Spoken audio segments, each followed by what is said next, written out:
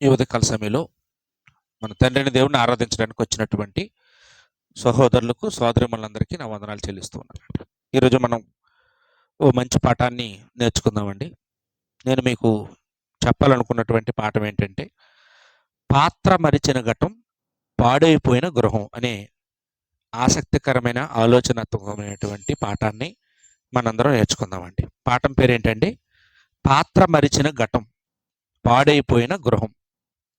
ఈ టైటిల్లో మనం ఓ 3 ప్రత్యేకమైనటువంటి సంగతులు ఆలోచన చేస్తూ ఉన్నాం. మనకి పాత్ర అనే పదం కనపడుతుంది.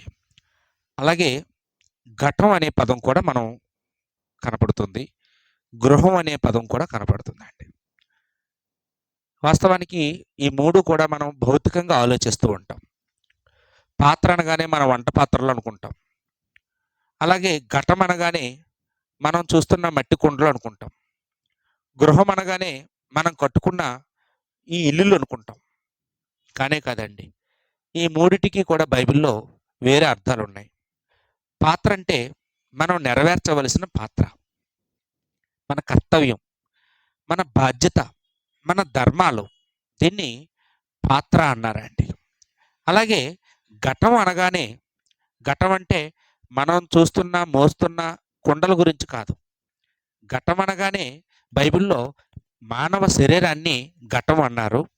ఈ మానవ శరీరం స్త్రీకి ఉంటుంది, పురుషుడికి ఉంటుంది. ఇద్దరిలో ఎక్కువ బలహీన ఘటం ఎవరండి? పేతురు రాసిన మొదటి పత్రిక 3:7 అంటాడు కదా, ఘటం అనే పదం ఎవరికి వాడారు? స్త్రీకి వాడబడినట్టుగా మనం చూస్తూ ఉన్నాం. అలాగే గృహం అంటే కూడా ఈ ఇల్లు కాదు, మనం కట్టుకునే ఇల్లు కాదు. ఏమంటే ఇల్లులు ఈరోజు మనం చూసినప్పుడు మంచి బలంగా కట్టుకుంటాం. తుఫానికి ఎగిరిపోకుండా, వర్షానికి చెమ్మ రాకుండా, ఏమంటే ఎండ లోపలికి రాకుండా అన్ని విధాల జాగ్రత్తలు తీసుకుంటూ ఇంటిని చాలా దృఢంగా, చాలా పటిష్టంగా, నాణ్యతగా మనం కట్టుకుంటూ ఉన్నాం. కానీ కట్టుకోవలసింది ఇల్లు మాత్రమే కాదు, మన కుటుంబాన్ని. ఏమంటే ఇక్కడ గృహం అంటే ఏంటి? కుటుంబం అండి. కుటుంబాన్ని మనం కట్టుకోవాలి అని ఈ సంగతులన్నీ కూడా మనం ఆలోచన చేస్తూ ఉన్నామండి. ఎందుకంటే మన పెద్దలు మనకు చెప్తూ ఉంటారండి, ఒక సమాజం బాగుండాలంటే ఒక గ్రామం బాగుండాలి, గ్రామం బాగుండాలంటే కుటుంబం బాగుండాలి, కుటుంబం బాగుండాలంటే కుటుంబంలో ఉన్న వ్యక్తి బాగుండాలి మొదటగా. ఏమండి, మీరు ఒకసారి ఆలోచన చేయండి. ఒక పోలీస్ డిపార్ట్మెంట్ ఉందనుకోండి. పోలీస్ డిపార్ట్మెంట్లో అందులో పనిచేస్తున్న పోలీసులు వాళ్ళ విధులను, వాళ్ళ బాధ్యతలను వాళ్ళు సక్రమంగా నిర్వర్తించకపోతే ఆ గ్రామం ఎలా ఉంటుందండి? లేకపోతే ఆ సమాజం ఎలా ఉంటుంది? విచ్చలవిడిగా ఉంటుంది. దొంగతనాలు చేసేవాళ్ళు తయారవుతారు, మానభంగాలు చేసిన వాళ్ళు తయారవుతారు, మోసాలు చేసిన వాళ్ళు తయారవుతారు, హత్యలు చేసిన వాళ్ళు తయారవుతారు, రౌడీలు పుట్టుకొస్తారు. ఏమండి, నేరాలు ఘోరాలు ఏమైపోతాయి? పెరిగిపోతాయి. అదేవిధంగా ఒక మున్సిపాలిటీ వాళ్ళు చూడండి, వాళ్ళ ధర్మాలు సరిగ్గా నిర్వర్తించకపోతే, ఊర్లో చెత్త ఎక్కడికక్కడ వదిలేసి పోయారనుకోండి, కాలువల్లో బురద తీయడం మానేశారనుకోండి, ఏమవుతుందండి? ఏమండి, దోమలు పెరిగిపోతాయి, మలేరియా వస్తుంది, టైఫాయిడ్ వస్తుంది, డెంగ్యూ వస్తుంది, అనేక అంటురోగాలు వచ్చి మనందరం అనారోగ్య పాలు అయిపోతామండి.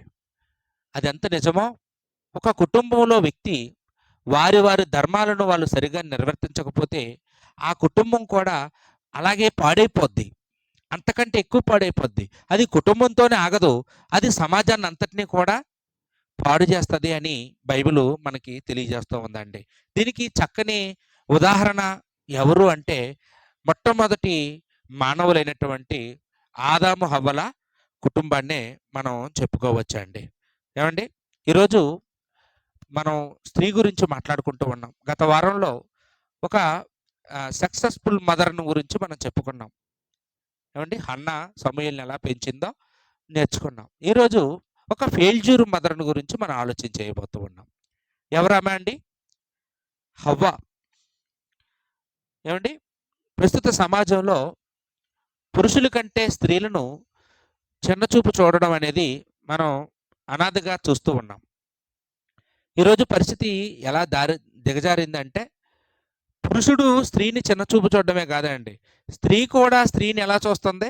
చిన్న చూపే. ఏవండి చాలామంది స్త్రీలు కూడా మాకు ఆడపిల్లలు పుట్టొద్దండి, మాకు మగవాళ్ళు కావాలంటూ ఉంటారు. ఏవండి మగవాళ్ళనే స్త్రీలు కూడా గౌరవిస్తున్నారు. స్త్రీలు కూడా ఒక స్త్రీని గౌరవించలేకపోతున్నారు. ఏదో సామెత ఉంటుంది, ఆడదానికి ఆడదే శత్రువు అనే పదం మనం ఎక్కువ సార్లు వింటూ ఉంటామండి. కానీ దేవుడు మాత్రం స్త్రీకి ఆది నుండి కూడా ఒక ప్రత్యేకమైన స్థానాన్ని ఇచ్చినట్టుగా మనం చూస్తూ ఉన్నాం. ఒక స్పెషల్గా ఆమెని నిర్మించినట్టుగా మనం చూస్తూ ఉన్నామండి. ఆమె పట్ల ఒక గొప్ప బాధ్యతను దేవుడు ఏర్పాటు చేసినట్టుగా మనం బైబిల్లో మనం చూస్తూ ఉన్నామండి. ఒకసారి ఆదాము హవ్వల నిర్మాణం గురించి మనం బైబిల్లో చూసినట్లయితే ఆదికాండము 2వ అధ్యాయము 7వ వచనంలో ఇక్కడ చూస్తే స్త్రీ నిర్మాణం ఎలా జరిగిందో అంటే పురుషుడి యొక్క నిర్మాణం ఎలా జరిగిందో ఇక్కడ రాయబడిందండి. దేవుడైన యెహోవా నేల మట్టితో నరుని నిర్మించెను అని చూస్తూ ఉన్నామండి. అంటే పురుషుడిని నిర్మించడానికి దేవుడు ఏర్పాటు చేసుకున్నటువంటి మెటీరియల్ ఏంటి అంటే నేల మట్టి. నేల నుండే పురుషుణ్ణి దేవుడు నిర్మించాడు అని బైబిల్ మనకి చక్కగా తెలియజేస్తూ ఉందండి. మరి ఆకాశ పక్షులు, భూజంతువులు, ప్రాకే పురుగులు ఇవన్నీ ఎలాగా కలిగాయి? వీటిని ఏ మెటీరియల్తో దేవుడు కలుగు చేశాడు అని చూస్తే అదే 2వ అధ్యాయం 19వ వచనంలో ఏమండి అక్కడ కూడా రాయబడిన మాట మనం చూసినట్లయితే అక్కడ కూడా అవన్నీ కూడా ఎలా వచ్చాయండి? నేల నుండి నిర్మించి అన్నాడండి. ప్రతి భూజంతువును, ప్రతి ఆకాశ పక్షిని నేల నుండి నిర్మించి. అంటే ఆకాశ పక్షులు, భూజంతువులు కూడా ఏ మెటీరియల్తో కలిగాయండి? మట్టి, నేల మట్టి. అంటే దేహం, మానవ దేహం, ఆదాము యొక్క దేహం దేంతో సమానము అంటే దేంతో సమానం అండి? ఆ పక్షులు శరీరాలతో, కుక్కలు, పందులు ఏమండి వీటితో సమానమే, ఏమి ఎక్కువ ఏం కాదు. అవి చచ్చిపోతే అవి మట్టిలోనే కలుస్తాయి, మనం మట్టిలోనే కలుస్తాం. మనం మట్టి నుంచే వచ్చాం, అవి మట్టి నుండే వచ్చాయి. శరీరం అనే భాగం గురించి నేను మాట్లాడుతూ ఉన్నానండి. ఏ ప్రత్యేకత ఉందా ఆదాముకి, ఆ భూజంతువులకి, ఆకాశ పక్షుల కంటే? ఏమీ లేవండి. అవన్నీ జనరల్గానే ఆదాముని వాటిని దేవుడు కలుగు చేసినట్టుగా మనం చూస్తూ ఉన్నాం. కానీ హవ్వ దగ్గరికి వచ్చేటప్పటికి హవ్వను మాత్రం దేవుడు ఒక ప్రత్యేకంగా పుట్టించాడని మనం చూస్తూ ఉన్నాం. 21వ వచనానికి వచ్చేటప్పటికి ఆదాముకి గాఢనిద్ర కలుగు చేసి అతని పక్కటెముకను తీసి దేవుడు స్త్రీగా నిర్మించినట్టుగా మనం చూస్తూ ఉన్నామండి. చూడండి, ఇద్దరికి వ్యత్యాసం ఉందా లేదా? ఆదామునేమో భూజంతువులతో సమానంగా, ఆకాశ పక్షులతో సమానంగా నేలమట్టితో దేవుడు నిర్మించాడు. హవ్వనైతే అలాగా నేలమట్టిని తీసుకొచ్చి చేయకుండా హవ్వను ఒక వింతగా, ఏమంటే ఒక స్పెషల్గా, మనం కూడా మన పిల్లల్ని కొంతమందిని స్పెషల్గా చూస్తుంటాం. యాకోబట యోసేపుని స్పెషల్గా చూసేవాడంట. మంచి మంచి రంగురంగుల బట్టలు కుట్టించేవాడంట అతనికి మాత్రమే. కారణం ఏంటి? అతనంటే ఆయనకి ఎక్కువ ఇష్టం. దేవుడికి కూడా మరి హవ్వను ఇలా స్పెషల్గా నిర్మించడంలో దేవుడికి కూడా హవ్వ పట్ల ఏదో ఒక గురి ఉంది, ఒక గొప్ప ఆలోచన ఉంది, ఏదో అతని కోరిక ఆమె పట్ల తీర్చుకోవాలనే ఆకాంక్ష అండి. ఏంటా కోరిక అని మనం చూసినప్పుడు తిమోతికి పౌలు రాసిన మొదటి పత్రిక 5వ అధ్యాయము 14వ వచనంలో ఇక్కడ మనం చూసినట్లయితే తిమోతికి పౌలు రాసిన మొదటి పత్రిక 5వ అధ్యాయము 14వ వచనంలో, కాబట్టి యవన స్త్రీలు వివాహం చేసుకొని పిల్లలను కని గృహ పరిపాలన జరిగించుచు అన్నాడండి. దేవుడు స్త్రీని నిర్మించడం వెనక దేవుడి యొక్క సంకల్పం ఏమిటి అంటే, స్త్రీని దేవుడు ఎందుకు చేశాడు అంటే గృహ పరిపాలన చేయడానికి అని. గృహ పరిపాలన అంటే ఏంటి? ఈరోజు గృహ పరిపాలన అంటే ఏమనుకుంటారంటే ఉదయం లేచిన వెంటనే ఇల్లు శుభ్రం చేసుకోవడం, బట్టలు ఉతకడం, ఇస్త్రీలు చేసుకోవడం, వంట చేసుకోవడం,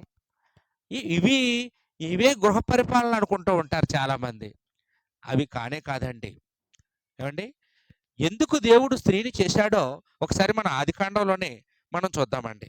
ఆదికాండంలో 2వ అధ్యాయము 18వ వచనంలో మనం ఆలోచన చేసినప్పుడు ఆదికాండము 2:18 నరుడు ఒంటరిగా ఉండుట మంచిది కాదు, వాని కొరకు సాటి అయిన సహాయమును చేయుదుననుకొనెను. ఏమండి, దేవుడు ఆదాము ఆదాముని చేసినప్పుడు అంటే 6 రోజుల్లో ఆయన ప్రతిరోజు చేసిన దానిని చూసి ఇది మంచిది, ఇది మంచిది, ఇది మంచిది అనే మాటలు మనం చూస్తాం. కానీ ఆదాముని చేసిన తర్వాత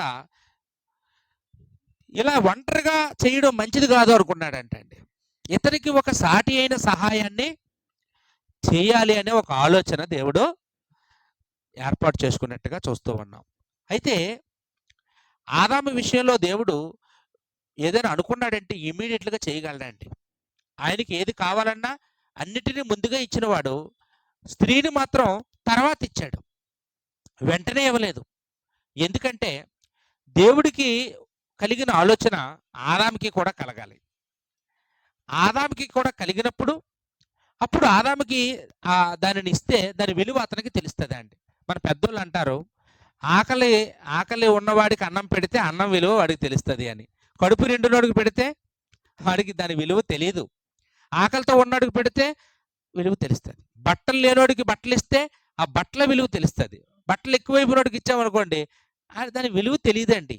ఏమండి, అలాగే ఆదాముకి కూడా భార్య విలువ తెలియజేయాలని దేవుడు ఆదాముకి ఒక పనిని అప్పగించినట్టుగా మనం చూస్తూ ఉన్నామండి. చూడండి, 19వ వచనానికి వచ్చేటప్పటికి ఆదికాండం 2:19 దేవుడైన యెహోవా ఆదాముకి ఒక పనిని అప్పగించాడని అక్కడ చూస్తూ ఉన్నాం. ఏంటంటే ఆదాముకి దేవుడు అప్పగించిన పని, ఈ భూమి మీద ఉన్న జీవరాశులన్నిటినీ కూడా ఆదాము దగ్గరికి తీసుకుని వచ్చి వీటికి పేర్లు పెట్టు ఆదాము అని అప్పచెప్పాడండి. పేర్లు పెట్టే పని. ఏమండి, పేర్లు పెట్టడం చిన్న విషయమా పెద్ద విషయమా? ఏమండి, చాలా పెద్ద విషయం. మన పిల్లలకి పేర్లు పెట్టే విషయంలో మనం ఎంత సఫర్ అయ్యామో లేకపోతే ఎంత ఆలోచించామో మనకు తెలుసు. ప్రెగ్నెంట్ అయిన దగ్గర నుండే తల్లి ఆలోచిస్తూ ఉంటుంది, నాకు పాప పుడితే ఈ పేరు పెట్టుకోవాలి, బాబు పుడితే ఇది పెట్టుకోవాలని. తీరా బిడ్డ పుట్టిన తర్వాత కూడా పిల్లల పేర్ల పుస్తకాలు కొనుక్కుంటారు. లేకపోతే స్నేహితుల్లో లేకపోతే సువార్థికుల్లో ఎవరినో ఒకరిని అడిగి మంచి పేరుంటే చెప్పరా అని అంటుంటారు. ఏమండి, మనం లిస్ట్ రాసిస్తూ ఉంటాం చాలామందికి. 20 పేర్లు ఇచ్చినా కానీ అందులో ఒకటి సెలెక్ట్ చేసుకోవడానికి మరి 5 నెలలు అయినా కానీ కొంతమందికి ఇంకా ఒక ఒక కంక్లూజన్కి రాలేరండి. ఎందుకంటే ఇది జీవితకాలం ఉండేది కదా ఈ పేరు. అంత ఆషామాషిగా పెట్టేస్తే ఎలాగా? మాకు బాగా నచ్చాలి, ఇంకా ఎక్కడ ఉండకూడదు, ఇంత మంచి పేరు పెట్టాలని పేరు విషయంలో చాలా మనం ఏమంటే తపన పడిపోతూ ఉంటామండి. ఇటు ఒక్క బిడ్డకి పేరు పెట్టుకోవడానికి మనం పుట్టిన 5 నెలలు అయినా కానీ ఇంకా తెల్లారితే పేరు అనగా కూడా ఇంకా ఆలోచిస్తాం, ఇంతకంటే బెటర్ ఏమైనా ఉంటుందా అని. ఏమండి, మరి ఆదాము ఈ భూమి మీద ఉన్న 84 లక్షల జీవరాశులకి పేర్లు పెట్టాడండి. ఎంత ఆలోచించి ఉంటాడో ఒకసారి ఆలోచించండి. ఏమండి, ఎంత తపన, చాలా తపన పడి ఉంటాడండి, చాలా తపన పడి ఉంటాడు. మీకు తెలుసా అండి, మనం ఒక కంగారు గురించి ఒక స్టోరీ ఉందండి చరిత్రలో. ఆస్ట్రేలియా దేశంలో ఈ కంగారులు ఉంటాయి. కంగారు అంటే తెలుసు కదండి, అది ఒక జంతువు. దానికి పొట్ట దగ్గర ఒక సంచి ఉంటుంది. ఆ సంచిలో తన పిల్లని పెట్టుకొని అది ఎగురుతా పరిగెడుతూ ఉంటుంది అనమాట. అది ఒక 2 కాళ్ళతో నిలబడగలిగే ఒక జంతువు. 4 కాళ్ళు ఉంటాయి కానీ 2 కాళ్ళతో నిలబడగలదు, పరిగెత్తగలదు. మనిషి అంత ఎత్తు ఉంటుంది అనమాట. అయితే ఒక అమెరికను ఆస్ట్రేలియా వెళ్ళి ఆ దేశంలో ఉన్న ప్రత్యేకమైనటువంటి జంతువులన్నిటి గురించి వాటి ఫోటోలు తీసి వాటికి ఒక పేర్లు ఏంటో తెలుసుకొని వాళ్ళ దేశానికి వచ్చి చెప్పాలని అతను వెళ్ళాడంట. వెళ్ళినప్పుడు అక్కడ ఒక గైడ్ని తీసుకొని, ఆస్ట్రేలియాలో ఉన్న ఒక గైడ్ని తీసుకొని ఆ ఫారెస్ట్కి వెళ్ళి అవన్నీ కూడా ఒక్కొక్క దాన్ని చూపించి ఫోటో తీసి దీని పేరేంటో చెప్పు అంటే అతను అలాగా గైడ్ ఒక్కొక్క దానికి ఒక్కొక్క పేరు చెప్తూ ఉన్నాడంట. సరిగ్గా ఈ కంగారు దగ్గరికి వచ్చేటప్పటికి దీని పేరేమి అని అడిగాడంట. అడిగితే అతనంట ఆస్ట్రేలియా భాషలో కంగారు అన్నాడంట. కంగారు అంటే అర్థం ఏంటంటే నాకు తెలియదు అని అర్థం అంటండి. ఆయనకి అన్నీ తెలుసంట కానీ ఆ జీవి గురించి అతనికి కూడా తెలియదంట. నాకు తెలియదండి అని చెప్పడానికి పదం ఏం వాడాడంట? కంగారు.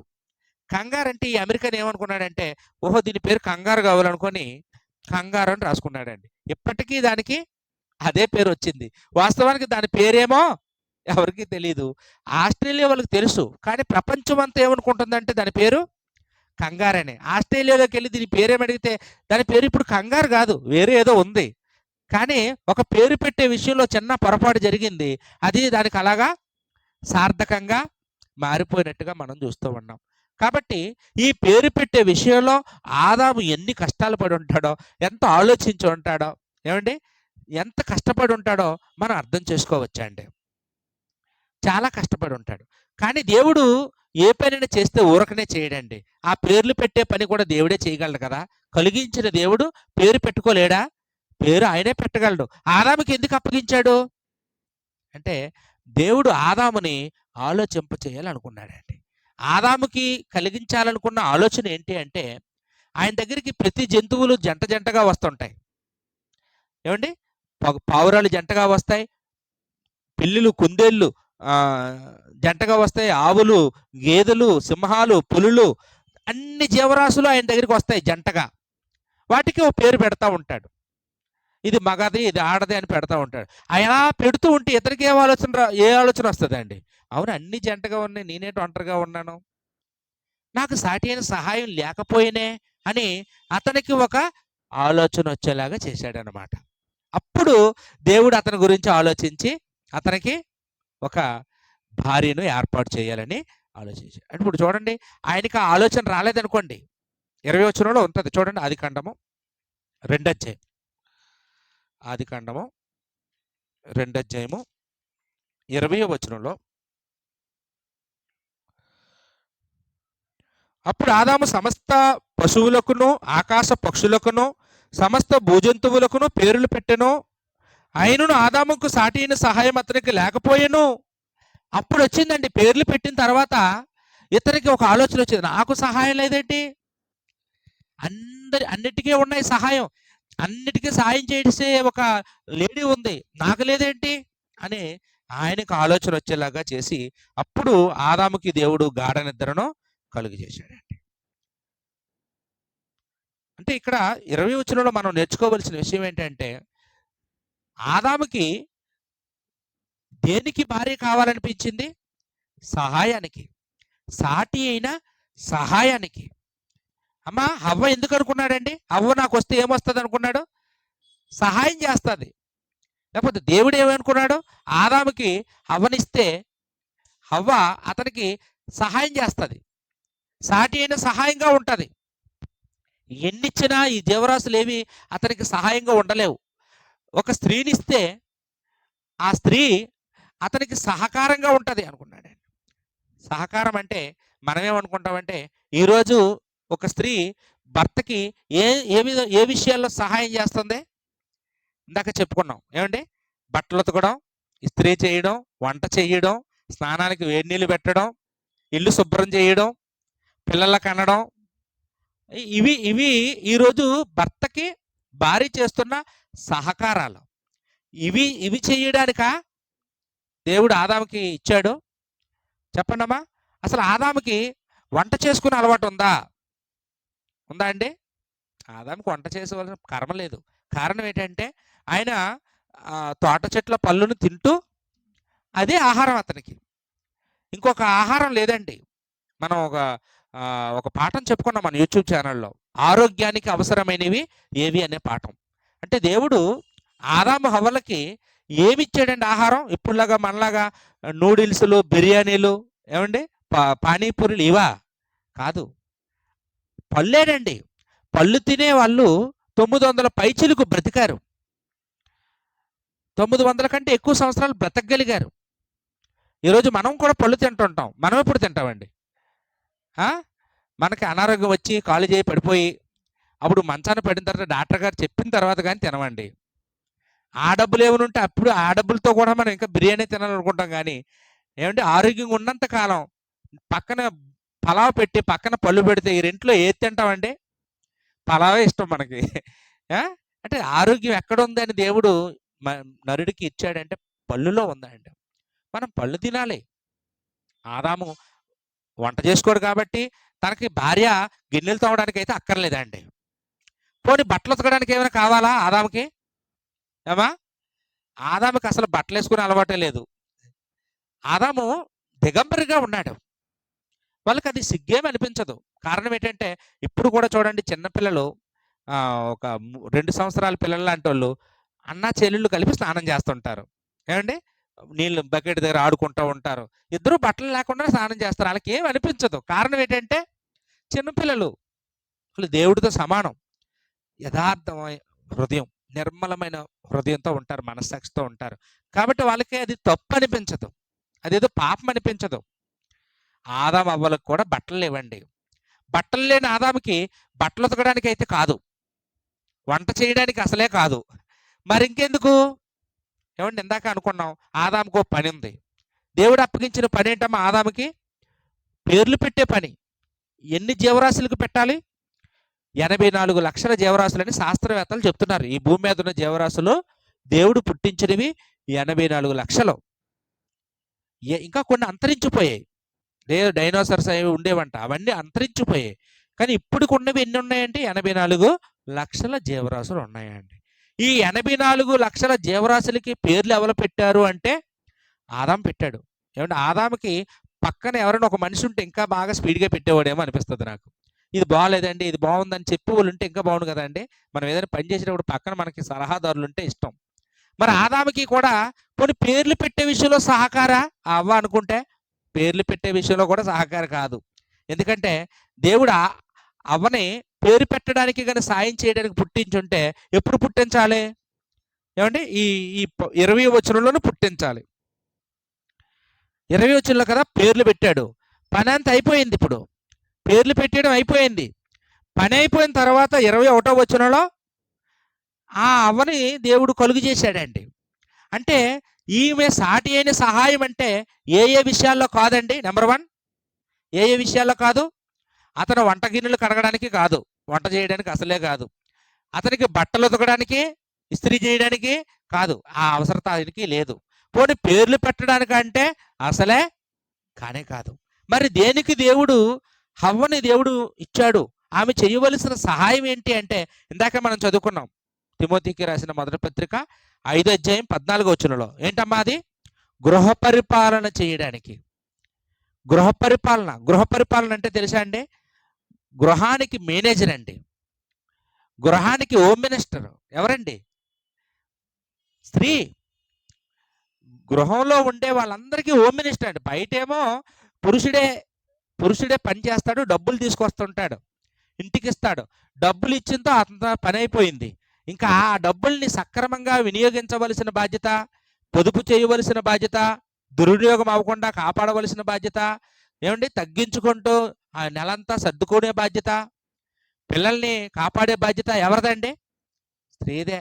ఉదయాన్నే వెళ్ళిపోతాడు 10 గంటలకి డ్యూటీకి, రాత్రి 7 తర్వాత వస్తాడు. ఆయనకి పిల్లలతో ఆడుకోవడానికే టైం ఉంటుంది, వాళ్ళు గారవించడానికి టైం ఉంటుంది. కానీ రోజంతా పిల్లలకి భయం చెప్పే ఛాన్స్ ఎవరికి ఉంటుందండి? తల్లికి ఉంటుంది. తండ్రి వచ్చి ఆ పొద్దుల్లా లేకుండా పొద్దుగట్లు వచ్చి ఆయన భయం చెప్పేస్తాను బెత్తం పట్టుకుంటాడంటే ఆ పిల్లలు ఆ తండ్రిని అసహించుకుంటారు. కాబట్టి రోజంతా పిల్లలతో ఉండే అవకాశం తల్లికి వస్తుంది. కాబట్టి తల్లి బెత్తం వాడాలని బైబిల్ చెప్తుందండి. సామెతల గ్రంథం 29వ అధ్యాయము 15వ వచనంలో మనం చూసినప్పుడు సామెతల గ్రంథంలో సొలొమోను గారు తల్లికి గృహ పరిపాలన చేసే బాధ్యత ఉందని గుర్తు చేశారండి. సామెతల గ్రంథం 29వ అధ్యాయం 15వ వచనం.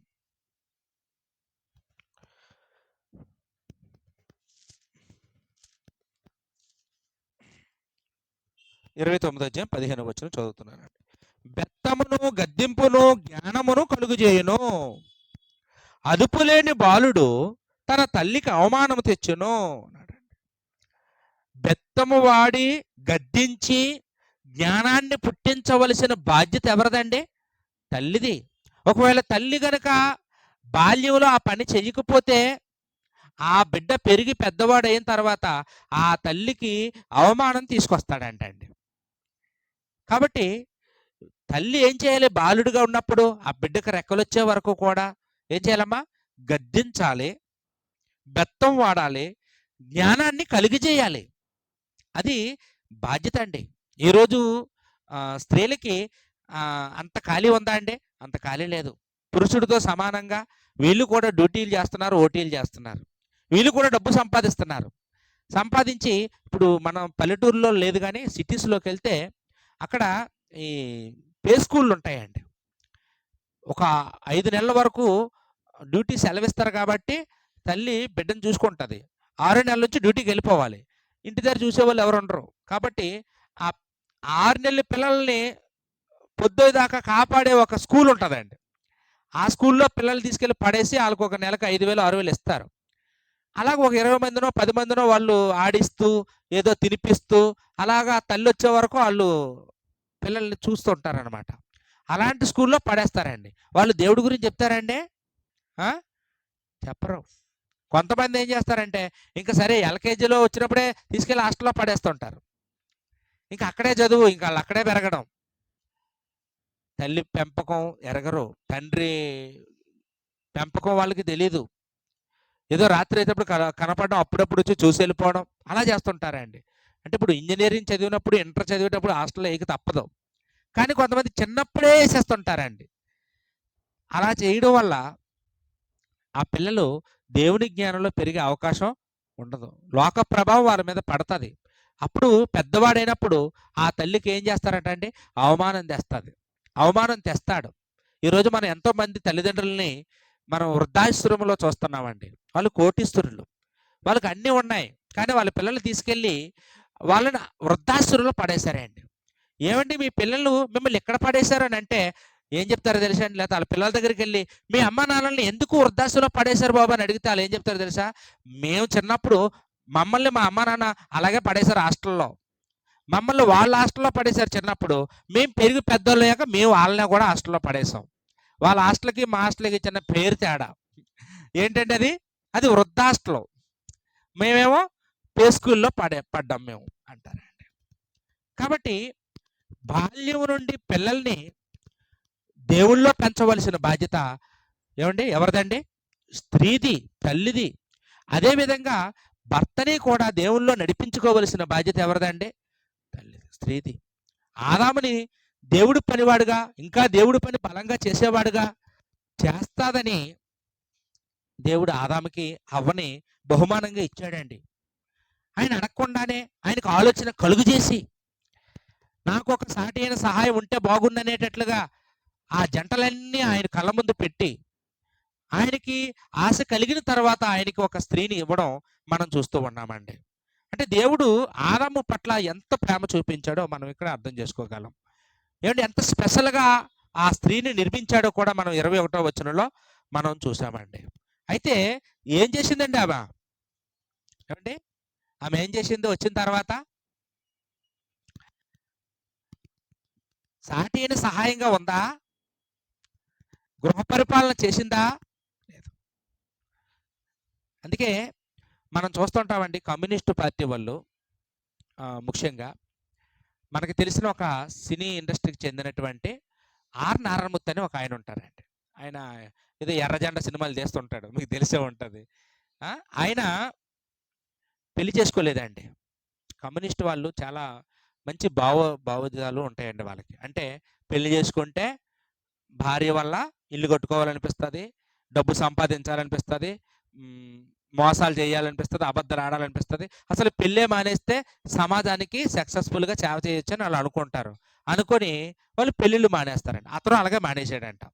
అతను చాలా సింపుల్‌గా ఉంటాడు. రోడ్డు మీద టీ తాగేస్తాడు. నడుచుకొని వెళ్ళిపోతాడు ఎక్కడికైనా. పాత బట్టలేసుకొని వెళ్ళిపోతుంటాడు. ఇస్త్రీలు కూడా ఉండవు. అంటే అంత చాలా సింప్లిసిటీగా ఉండే ఓ మంచి వ్యక్తి అండి అతను. అతను ఒకసారి ఒక ఇంటర్వ్యూలో అతను ఏం చెప్పాడంటే నేనేం చెప్పిన అబద్ధం కాదు. మీకు కావాలంటే వీడియో కూడా మనం ఇందులో పెడదామండి. అంటే ఆయన 62 సంవత్సరాలు వచ్చిన తర్వాత అతను ఒంటరితనాన్ని అనుభవించలేక అప్పుడు ఆయన మేడ మీదకెళ్ళి ఒకరోజు అలా దిగులు పడుతూ ఉన్నాడంట. దిగులు పడుతూ ఉంటే ఆయనకి ఆడికి ఒక 2 చిలకలొచ్చాయంట అండి. అలాగే ఒక 2 కుక్కలు ఆడుకోవడం చూశాడంట. ఒక ఎలుకలు 2 తిరగడం చూశాడంట. పిల్లులు 2 జంటగా తిరగడం చూశాడంట. ఏంటి ఈ భూమి మీద ఉన్న ఈ సృష్టిలో ఉన్న జీవరాశులన్నీ అన్నీ జంటలుగా ఉన్నాయి. నాకేంటి ఈ పరిస్థితి? నేనెందుకు పెళ్లి చేసుకోకపోవాలి? నేనెందుకు అసలు ఆనందంగా ఉండకూడదు? నేనేంటి ఇలాంటి పని చేశాను? అని ఎంతో బాధపడిపోయాడంట అండి. అతను చేసిన తప్పుని 62 సంవత్సరాలప్పుడు ఆయనకి అర్థమైంది. కానీ అప్పుడేం చేయగలడండి? ఇంక చేసేదేం లేదండి. అప్పుడు అతనికి జ్ఞానోదయం కలిగింది. పెళ్లి చేసుకుంటే బాగుండని. ఎవరిని చూసి? ఆదాములాగా ఈ జంతువులు చూసినప్పుడు బుద్ధొచ్చిందండి. హ్మ్. అయితే దేవుడు మాత్రం ఆ పరిస్థితి రాకుండా ఆదాముకి యవ్వన కాలంలోనే ఒక మంచి బిడ్డని లేదా మంచి భార్యని ఇచ్చాడు. ఇస్తే ఆమెను ఎందుకు దేవుడు కలుగు చేశాడో మనందరికీ తెలుసు. ఎందుకు కలుగు చేశాడని చదువుకున్నాం. ఆదాముకి సాటి అయిన సహాయంగా ఉండడానికి. ఆమె ఆదాము కుటుంబానికి గృహ పరిపాలన చేసే హోమ్ మినిస్టర్గా ఉండాలని, ఒక మేనేజర్గా ఉండాలని, ఆ కుటుంబాన్ని దేవుడిలో పెంచాలని, అభివృద్ధి చెయ్యాలని దేవుడు పుట్టిస్తే హవ్వ ఏం చేసిందంటే, హవ్వ ఏం చేసిందో చూడండి 3 అధ్యాయంలో. ఆదికాండం 3 అధ్యాయం 6వ వచనంలో మనం చూసినప్పుడు, స్త్రీ ఆ వృక్షమును ఆహారమునకు మంచిదియు కన్నులకు అందమైనదియు వివేకమిచ్చు రమ్యమైనది ఉండుట చూచినప్పుడు ఆమె దాని ఫలములలో కొన్ని తీసుకొని తిని తనతో పాటు తన భర్తకును ఇచ్చెను. అతడు కూడా తినెను.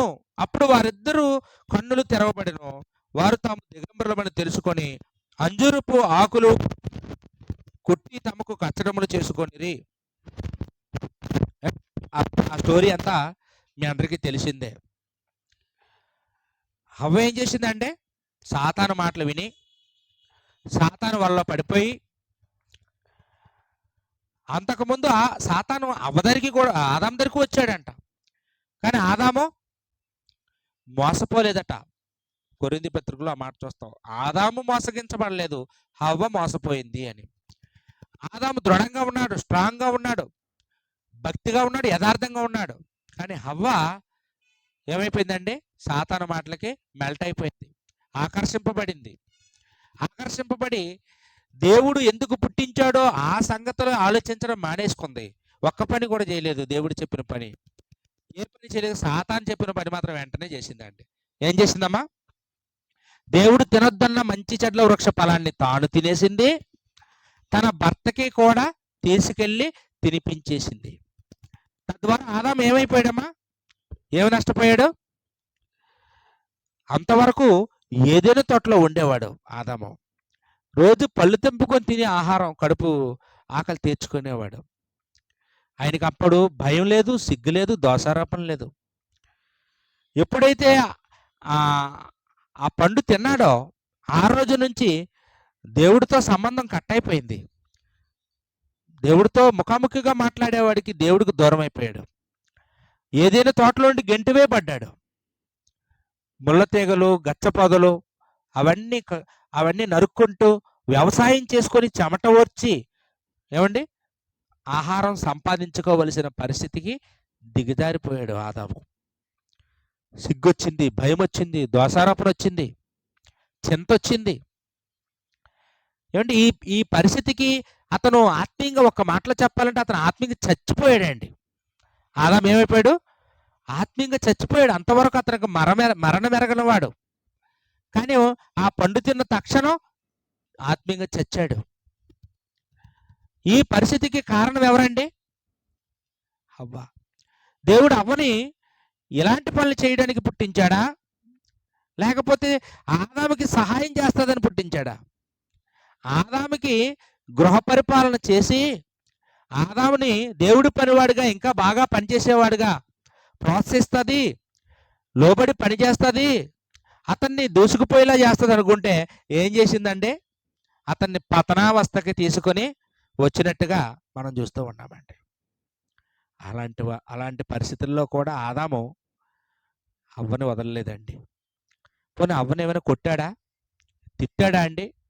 ఏమైనా చేశాడండి? ఈరోజు చిన్న చిన్న పనులకి, చిన్న చిన్న పొరపాట్లకి రక్తం వచ్చేలాగా కొట్టే భర్తల్ని మనం చూస్తున్నాం. చిన్న చిన్న అనుమానాలతో విడిపోయిన వాళ్ళని చూస్తున్నామండి. నేను మొన్న ఒక వీడియో చూశానండి. ఏంటంటే కర్నూలులో ఒక అమ్మాయి విజయవాడలో ఒక అబ్బాయిని పెళ్లి చేసుకుంది. కర్నూలులో అలవాటు ఏంటంటే వాళ్ళు మళ్ళాగా అన్నం వండుకునేటప్పుడు ఎసరులో ఉప్పేస్తారంట అండి. కర్నూలు సైడ్ అలాగ అలవాటంట. కూరల్లోనే యేసుకుంటారు, అన్నంలోనే యేసుకుంటారంట. మరి గుంటూరు దగ్గర నుంచి మన సైడ్ అంతా కూడా మనం అలా అన్నంలో ఎవరు ఉప్పేసుకోం. అన్నం వండేటప్పుడు ఉప్పేయం అందులో. చప్పగానే వండుకుంటాం. ఆవిడ పెళ్ళైన తర్వాత మొత్తం ఆళ్ళ అత్తగారికి, మామగారికి అందరికీ కూడా ఉప్పేసే వండేస్తుందంట. ఆళ్ళ అత్తగారికి బాగా హై బీపీ అంట. ఆ ఉప్పేసిన అన్నం ఈ కూరల్లో ఉప్పేసుకొని ఇది అన్నీ తింటేప్పటికి ఆవిడకి బీపీ పెరిగిపోతుంది. అమ్మమ్మో! ఉప్పేయొద్దమ్మా అని చెప్తే, నేను చిన్నప్పటి నుండి ఉప్పేసుకొనే అన్నం తినడం అలవాటు. నేను అలాగే వండుకొని అలాగే తింటాను అంటున్నారు. లేకపోతే మీకు ఇష్టం లేకపోతే మీరు ఏరే వెళ్ళిపోండి. మా భర్త నేను ఏరే వెళ్ళిపోతాం అన్నారు. ఆ గొడవ అలాగా ఎంతవరకు వచ్చిందంటే విడాకుల దాకా వచ్చి, నువ్వు నాకొద్దంటే నువ్వు నాకొద్దు. నేను నిన్ను వదిలేస్తాను, నిన్ను వదిలేస్తాను. ఉప్పు కోసం ఏమండి భార్యాభర్తలు విడిపోవడానికి సిద్ధమైపోయారండి. ఇలాంటి కేసులు మనం ఎన్నో చూస్తుంటాం. చిన్న చిన్న విషయాలండి, అవేం పెద్ద సమస్య అండి. ఒక ఫ్యామిలీ ఒక వీడియోలో ఏమున్నదంటే, ఒక ఓ భర్త బాగా బిజినెస్‌లో లాస్ అయ్యి, డబ్బులు లేక తన భార్య దగ్గరికొచ్చి, అమ్మా నేను ఒక్కడినే పని చేసి మన అప్పులు తీర్చలేను. నువ్వు నేను కలిసి ఏదైనా పని చేస్తే మన అప్పులు తీరుతాయి. కాబట్టి నువ్వేదైనా పని చూసుకో అని చెప్పాడంట. అలాగేనండి మీకోసం నేను పని చేస్తానని ఆవిడ ఒక ప్రైవేట్ డాక్టర్ దగ్గర నర్స్‌గా జాయిన్ అయిందంట. ఇప్పుడు డాక్టర్ గారి దగ్గర నర్స్‌గా ఉండాలంటే ఈ నైటీతోనో లేకపోతే చింపురు జుత్తేసుకోనో, చిరిగిపోయిన బట్టలతోనో ఎళ్తే బావుంటదా? అక్కడ కొద్దిగా డిగ్నిటీగా బట్టలేసుకొని ఒక అందంగా తయారై ఎళ్ళాలి. ఆవిడ అలా రోజు అందంగా తయారై ఎళ్తుంటే ఈ భర్తకి అనుమానం మొదలైందంట. మా ఆవిడ ఎప్పుడు ఇలా తయారయ్యేది కాదు. ఈ డ్యూటీకెళ్ళిన దగ్గర నుండి ఇలా తయారవుతుందేంటి?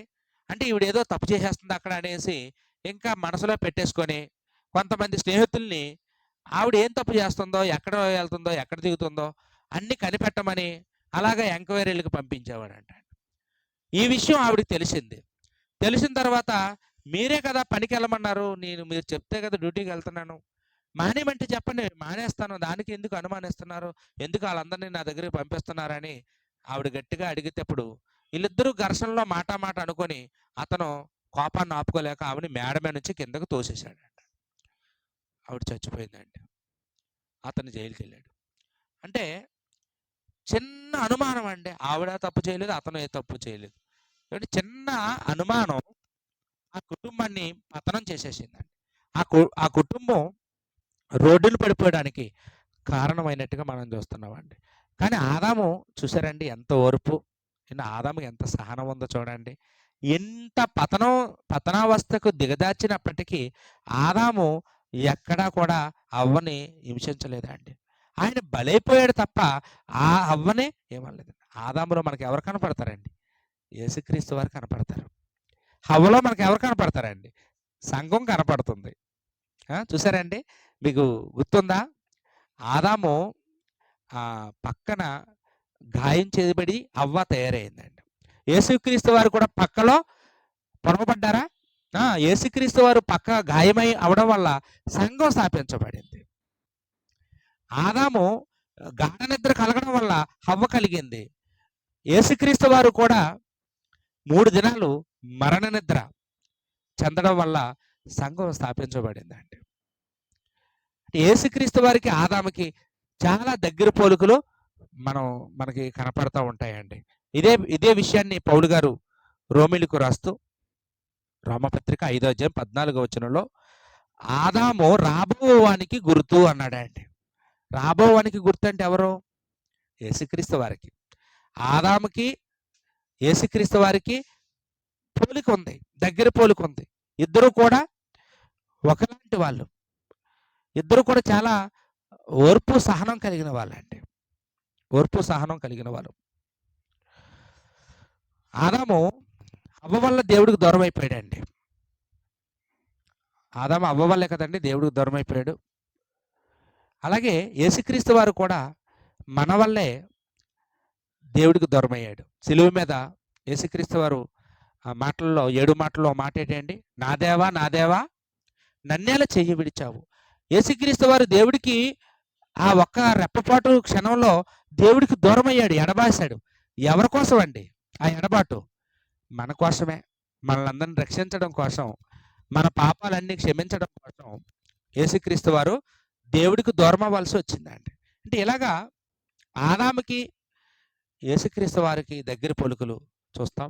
హవ్వకి ఏమండి ఈరోజు సంఘానికి దగ్గర పొలుకులు మనం చూస్తూ ఉన్నామండి. కాబట్టి దేవుడి యొక్క వాక్యం మనకి ఏం చెప్తుందంటే, స్త్రీ ఎలా ఉండాలంటే సహకారిగా ఉండాలి.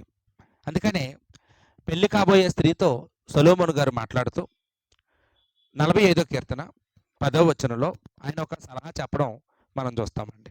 45వ కీర్తన 10వ వచనం.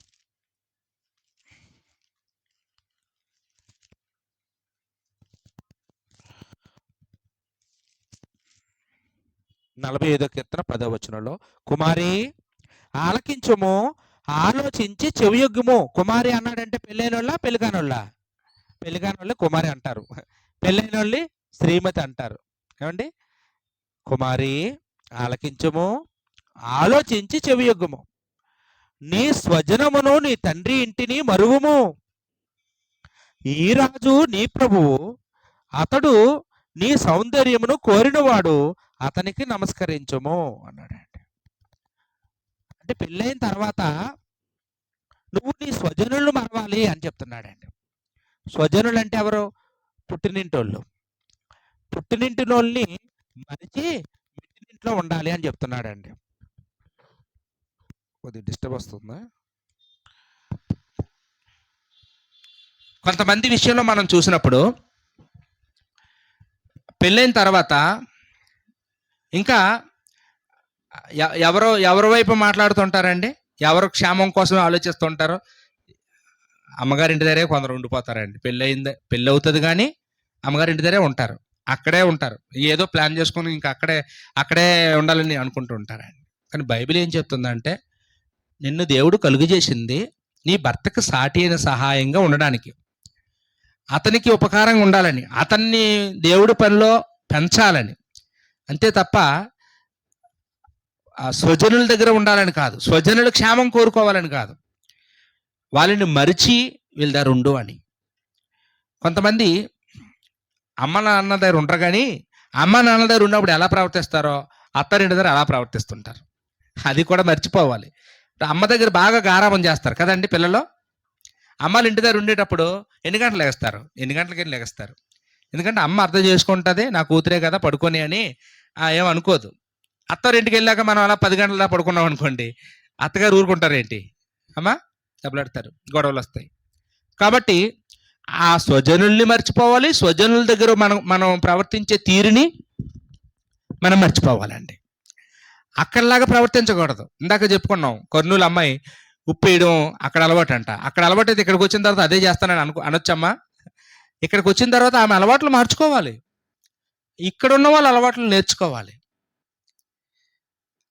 అవ్వ తనలో ఉన్నటువంటి అలవాట్లు లేదా తన ఇష్టాలు వాటిని ఆమె చేసింది, కానీ భర్తకు ఏది ఇష్టమో దేవుడికి ఏది ఇష్టమో అది తెలుసుకొని చేసుంటే ఈరోజు ఆమె స్టోరీ మరోలాగా మనం చెప్పుకునే వాళ్ళమండి.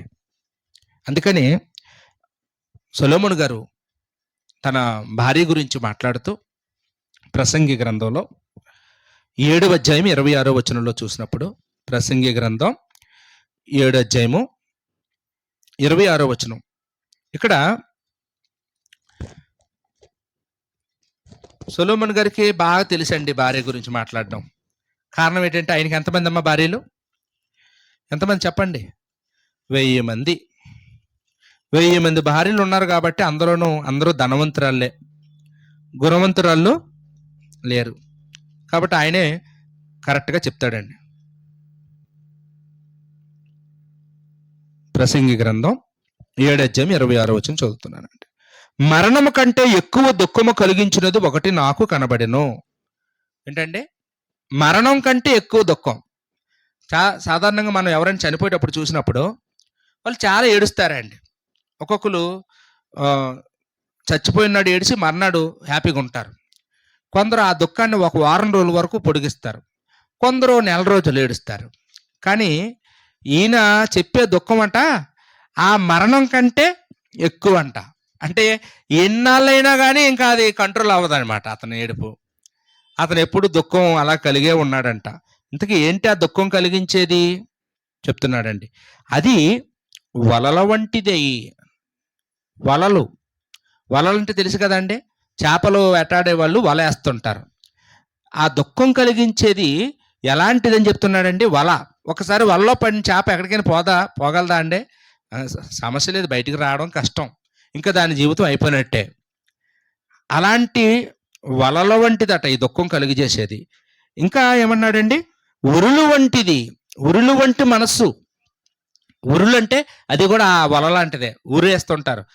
కొన్ని జంతువుల్ని వేటాడే వాళ్ళు అక్కడక్కడ ఉరులు కడతారండి. అవి జంతువులు అందులోంచి అవతలకి వెళ్ళబోతుంటాయి పరిగెత్తుకొని, చిక్కుబడిపోతాయి. అది ఉరి అంటారండి. ఉరులు వంటిది, ఉరులు వంటి మనసును, బంధకముల వంటి చేతులను. బంధకాల వంటి చేతులు, బంధకాలంటే బేడీలు అంటాం కదండి, అలాంటి చేతులు. అంటే ఇంకా ఒక్కసారి ఒక మనిషికి కాళ్ళు చేతులు బంధించేస్తే ఆ బంధకాల్లో నుండి బయటికి రాలేం, అలాంటి పరిస్థితి అంట అండి. ఈ బంధకముల వంటి చేతులను కలిగిన స్త్రీ అన్నాడండి. ఎక్కువ దుఃఖం కలిగించింది ఎవరంట అంటే సొలొమోను గారికి మరణమా? చావంటే కూడా భయం లేదు ఆయనకి. ఎవరంటే భయం? భార్యలంటే భయం అంట ఆయనకి. ఎందుకంటే వాళ్ళు ఎక్కువ దుఃఖం కలుగు చేస్తున్నారు అతనికి. నిజంగానే సొలొమోను అంత గొప్పోడు లేడండి. అంత గొప్పవాడిని జ్ఞానంలో కానీ ఐశ్వర్యంలో కానీ అంత గొప్పవాడు. దేవుడి కొరకు బంగారంతో దేవాలయం కట్టించిన వ్యక్తి సొలొమోను. అంత గొప్ప జ్ఞానవంతుడు భ్రష్టుడైపోయడానికి, విగ్రహారాధికుడైపోవడానికి ఏమండి కారకురాలు ఎవరంటే అతని యొక్క భార్యలే. అందుకని ఆ విషయాన్ని అతను నిర్భయంగా ఒప్పుకున్నాడండి. అయితే ఆయన ఒక మాట మాట్లాడాడండి, దేవుని దృష్టికి మంచివారైన వారు దానిని తప్పించుకొందురు గాని పాపాత్ములు దాని వలన పట్టబడుదురు. దేవుని దృష్టికి మంచివారైన వాళ్ళట తప్పించుకుంటారట, పాపాత్ములు పడిపోతారంట అండి. దేవుని దృష్టికి మంచి వాళ్ళంటే ఎవరు మంచి వాళ్ళు? స్త్రీలు ఒకవేళ భక్తిపరురాళ్ళు అయితే తన భర్తని ఎలాగా ఏడిపించరంట, భర్తకి సహాయం చేస్తారు, భర్తని ప్రోత్సహిస్తారు, భర్తని దేవుళ్ళో నడిపిస్తారు, పిల్లల్ని దేవుళ్ళో నడిపిస్తారు, ఏమంటే తన కుటుంబాన్ని ఆత్మీయంగా పెంచుకుంటారు, దేవుళ్ళో సంతోషంగా ఆనందంగా దేవుళ్ళు ఎంజాయ్ చేస్తారండి లైఫ్ని. ఒకవేళ దేవుని దృష్టికి మంచి వాళ్ళు కాకపోతే, పాపాత్ములు అయితే ఈ ఈ ఈ స్థితిలోనే ఉంటారంటండి. సొలొమోను భార్య స్థితిలోనే ఉంటారు, పాపంలోనే పడిపోతారు అని ఇక్కడ ఆయన చెప్పడం మనం చూస్తూ ఉన్నామండి. అంటే ఆదాము హవ్వలు దగ్గర మనం ఏం ఆలోచన చేసామండి? ఆదాము హవ్వల దగ్గర మనం ఏం ఆలోచన చేసాం? హవ్వేమో ఆదాముకి సాటిని సహాయంగా ఉండాలని, గృహ పరిపాలన చెయ్యాలని దేవుడు కలుగజేస్తే, ఆమె దేవుడు చెప్పిన పనిని పక్కన పెట్టేసి ఆవిడ సాతాను పనిని చేసి ఆదాము కుటుంబాన్ని రోడ్డు మీద నిలబెట్టేసిందండి. ఆ కయీను కూడా ఎవరిని పోలి నడుచుకున్నాడండి? అవ్వన పోలే నడుచుకున్నాడు. ఆయన దేవుడు పని చేయలేదు. ఏమండి, హేబేలు మాత్రం ఆదామును పోలి నడుచుకున్నాడు.